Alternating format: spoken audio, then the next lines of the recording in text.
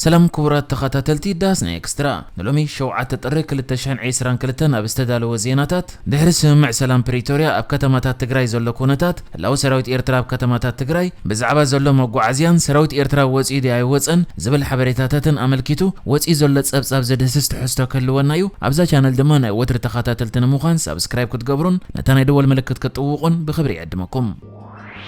منقو حيلتا تግራይን መንግስቲ ፌደራልን ሰላም ከውርድ ስምዕ ዘላቀተ ጸብኦታት ካብ ዝፈረም ክልተ ወርሕ ገይሩላ ብዘሎ እዋን ማዕከን ዜና ቢቢሲ ኣዳሊዋ ብዘሎ ጸብጻብ ነበርቲ ከተማታት ትግራይ ንዘሎ ኩነታት ኣመልኪቶም ርእይቶም ሂቦም ኣለው በሰንክቲ ንኽልተ ዓመት ዝቐጸለ ኩናት ማዕከላዊ መንግስቲ ኣብ ልዕሊ ትግራይ ዘንበሩ ዕጽዋት ተቋሪጾም ዝነበሩ ማሕበራዊ ኣገልግሎታት ቴሌፎን ኢንተርኔት መጓዓዝያን ነፈርትን ባንክታትን ኣብ ገለ ከባቢታት ናብ ንቡር ተመሊሶም ዘለው ኮይኖም ሓደ ነባሪ ከተማ ሽረ እንዳስላሴ ኣብ ዝሃቦ ርእይቶ ህዝቢ እቲ ሰላም መስመጸ ብውሽጦም ሙሉእ ብምሉእ ተቐቢልዎዮ حج سلام مبر كالا كسمع عيدلنيو سلام مبر كالا اي فلطن كبل تزاريبو ات مخنيات مزنبال مليونات موتا مايت اشحاتن كم زخونه زنغرلو نخلت عامتات زقصله كينات تግራይ اور حدار كلتش حن عيسران كلتن ابدو افريقيا كتما بريتوريا دحرز تبصح سمع سلاميو دو كبل كيل زلا ات سمع كمونغو زسفرم نطبتات كاب سراويت مكلخال وصاي زخونه حيلتات غورا بتكللاتن ناي وصا حيلتاتن كاب تكلل كوصا اللوم زبل كوينو يخون بركساب حجيتهم ناي وصا حيلتات زقصرو سراويت ኤርትራ ኣብ ገለ ከባቢታት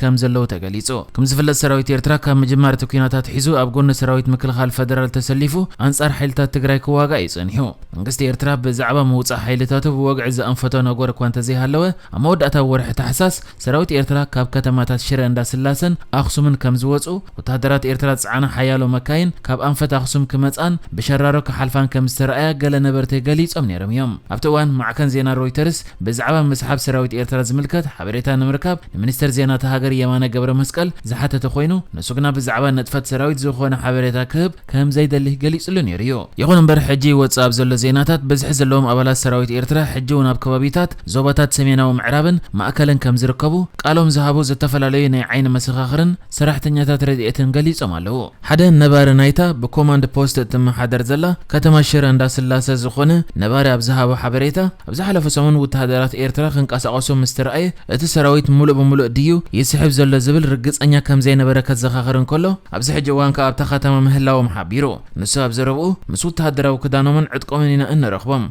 قلب يتسبم رخيبم ززراربو ألو أبيت بالعون مستنا بارت حويسم آتيم بلي عمي خديم لما علتكوا أبعداقا مانجو إننا جوز رخيب يمية بفلاي مانجو بتعميم زفتو كوبرتان قال إننا جوز يخديم قبل تزاريبو أو كتم شراب زوان كنت تختمان محلا واستمدبو أولاد بوليس فدرال كم زلو كاب تخبب زوج حبريتات يملكتو اتياب تكلل تولعون بقرابة تكلات عفارنا وحران زل حمد دما وكينات تطنو مبال بحبرة افريقاز توكل الشمقل تزركبوهم اتستبس حس مع مقراس تصابوتات زكاتات اليوم زتوهل امباسادرات هاجرات افريقان ايروبان بعسران شعتن تحساس كل تشحن عيسران كلتن نام قلم مساتو دحر حدا معلتيو سراويت ኤርትራ ካብ ከተማታት ትግራይ ይወጻል ዝብል ሓበሬታ ወጪ ዝነበረ ዝፍሉ መንቀሳቀሳት ስዒቡ እቶም ሰራዊት ንኣዲያቦ ወይ ንምብራቕ ሽረጋጽ ክወጽእ ሒደት ከቢድ ብረት ዝሓዘ ታንክታቱን በታ ከተማ ክሓልፋ ተራእየን መንባረን እቶም ቃሎም ዝሃቡን ዓይን መስኻኽር ሓቢሮም ኣለው ኣብዚ ሕጂ እዋን ግን ኣባላት ሰራዊት ፌደራልን ሰራዊት ኤርትራን ሕጂውን ኣብ ተኸባቢ ከም ዘለው ሰራሕተኛታት ትካል ሰብኣዊ ሓገዝ ዝኾነ ሓደ ነባሪ ከተማ ተዛሪቡሎ ኣብ ሽረ ካብቲ ከተማ ወፂእ ኢልካ ካብ ዝርከብ ዓዲ ሓነ ጀሚሩ ክሳብ ሸራሮ ሰራዊት ኤርትራ ኣሎ መገዲ እውን ትረኽቦም ኢኻ ዳሳትን ድፋዓትን ሰሪሖም ኣብ ከተማታትን ምምሕዳር ወረዳታትን እቲ ዞባ ፌደራል ፖሊስ ኣለው ካብ ከተማታት ወፃኢ ግን ሰራዊት ኤርትራ ኣሎ ክብል ሓደ ነባሪ ተዛሪቡሎ ንሱ ወሲኹ ወፂእ ኢልካ ከይትድምድም ተመሊሱ ንምብራቓዊ ሽረ ዝወጽ ሰራዊት ኣሎ ዝወጽ ዘሎ መሲሉ ይራኣየካ ናበይ ዝኸይድ ግን ኣይፍለጥን ኣብ ሽረ ዝተፈላላዩ ሸቐጣት ክዕድጉ እዮም ዝውዕሉ ጻዕዳ ሽጉርቲ ሾርባ ጽማቕ እቲ ነጋዳይውን ካልኣታዊ ስለ ዘይብሉ ሸይጢ ይዝዕንጋል ስለዚ ክመጹን ከለው ተዘራሪቡ ዕዳጉ ይዝገብር ብሓጺሩ ህዝቢ በታ ጸገሙ እቲ ኸኣ በታ ዕላምኡ እዮም ዝራኸቡ ዘለው ብምባል እቲ ዝተዓዘበ ምንቅስቓሳት ይገልጽ ካብኡ ሓሊፉ እቶም ወታደራት ምስ ምሉእ ዕጥቆም ኣብ ኣብያተ ብልዒ ካፌታት ካልኦት ህዝባዊ ቦታታትን ምስ ሲቪል ተሓዊሶም ክምገቡ ሻሂ ክሰትዩን ክዘናግዑን ከም ዝረኣዩ እቶም ቃሎም ዝሃቡን ዓይን መስኻኽር ገሊጾም ኣለው ካልእ ነባሪ እታ ከተማ ድማ ከም ዝመስለኒ ቦታ እዮም ዝቀያየሩ ዘለው እምበር ጠቕሊሎም ኣይወጹን ንኣብነት ኣብ ኣዲያቦ ዝነበሩ ናብ እንድርያ ይኸዱ ኣብ ሽረ ዝጸንሑ ናብ ሸራሮ ይኸዱ ክብል ተዛሪቡ ተሰማ ብዝብል ሽም ክጽዋዕ ዝደለየ ሓቀኛ ሽሙ ክገለጸሉ ዘይደለየ ነባሪ ከተማ ኣኽሱም ድማ ኣብ ዙርያ እታ ከተማ ብዝሒ ዘለዎም ኣባላት ሰራዊት ኤርትራ ከም ዝረኣዩ ሓቢሩሎ ኣቐዲሞም ካብታ ከተማ ወፂኦም ነይሮም ዝበለ እቲ ነባሪ ካብ ቀረባ መዓልታት ንነጀው ተመሊሶም ናብታ ከተማ ዝኣትዉ ከም ዘለው ተዛሪቡ ንሱ ኣብ ዘረብኡ ብብዝሒ እንዳ ኢየሱስ ተባሂላ ኣብ ዝፍለጥ ከባቢ ማዕረፋ ነፈርቲ ኣክሱም ተኣኪቦም ኣለዉ ክሳብ ዓድዋ መእተዊ ከም ዘለዉ ሰሚዕ ኣለኹ ኣብ ውሽጢ ከተማ ድማ ንብረት ክገዝኦም ዝውዕሉ ክብል እንከሎ ብስራሕ ምክንያት ቅድሚ 2 መዓልቲ ካብ ሽረ ናብ ከተማ ኣክሱም ዝተጓዓዘ ውልቀ ሰብ ብወገኑ ኣብ ዘን ቀረባ መዓልታት ኣብ ከተማ ኣክሱም ህላወ ሰራዊት ኤርትራ ከም ዝተዓዘበ ተዛሪቡ ካብ ሽረ ክሳብ ኣክሱም ኣብ ዘሎ መንገዲ ሓይልታት ፈደራልን ኤርትራን ኣለዉ ኣብ ኣክሱም ግን ምንቅስቃስ ኣይተጸብኹን ዝበዝሕ ሰራዊት ኤርትራ እዩ ዘሎ ኣብ ዙርያ ዓድዋ እውን ብዙሕ ሰራዊት ኣሎ ክብል ተዛሪቡ ኣብዚ እዋን ኣብ ኣክሱም ድሕሪ ሰዓት 12 ናይ ምሸት ምንቅስቃስ ከም ዘይፍቀድን ቀዳም ፖሊስ ፈደራል ብዝተኸድኑ ኣካላት ጸጥታ ከም እትሕሎን ካብ ነበርቲ ዝተረኽበ ሓበሬታ ይምልክት ኣብ ዝተፈላለዩ ቦታታት ግን ሕጂ እውን ብብዝሒ ሰራዊት ስለ ዝረአ ሙሉእ ውሕስነት ከም ዘይሰምዖም ነበርቲ ይገልጹ እቶም ነበርቲ ከም ልብኻ ክትሰርሕ ኣይትኽእልን ኣብ ውሽጢ 100 ሜትሮ ዘይመልእ ሰራዊት ኢኻ እትርኢ ኣማራጺ ግን የለን ክብል ተዛሪቦም በጀካዚ ማዕከን ዜና ቢቢሲ ኣባላት ሰራዊት ኤርትራ ኣብ ከባቢ ዓድዋ ኣለዉ ድም የለውን ንምርግጋጽ ብቴሌፎን ብዝረኸበቶ ሓበሬታ ሕጂ እውን ኣለዉ ዝብል መልሲ ከም ዝመጻ ገሊጻ ከም ዝከር ሰራዊት ኤርትራ ንሰራዊት ፈደራል ኢትዮጵያ በምድጋፍ ናብ ኩናት ትግራይ ምእታው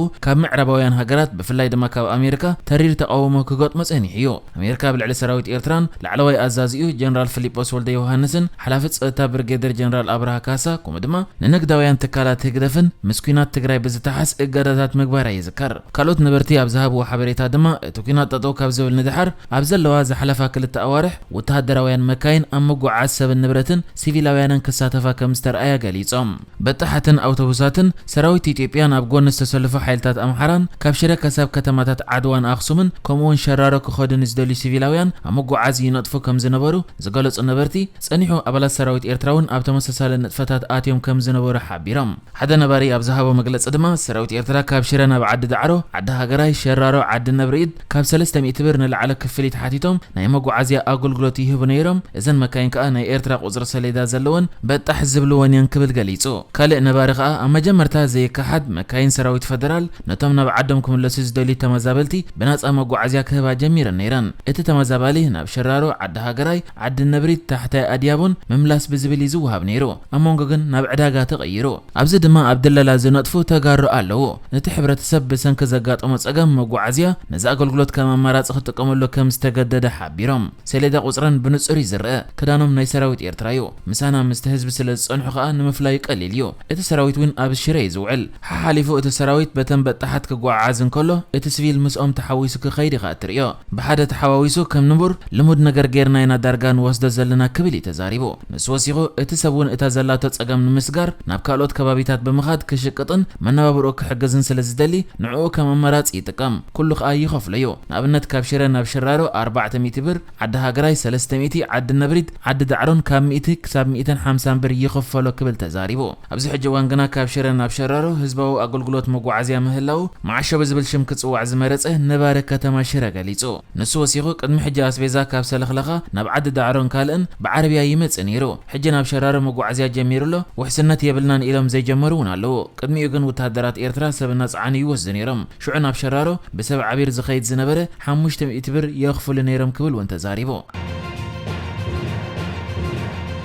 ንሕጂ ዝተዳለወ ዜናታት እዚ ነይሩ ብካልእ ክሳብ ንራኸብ ሰላም ንዓኹም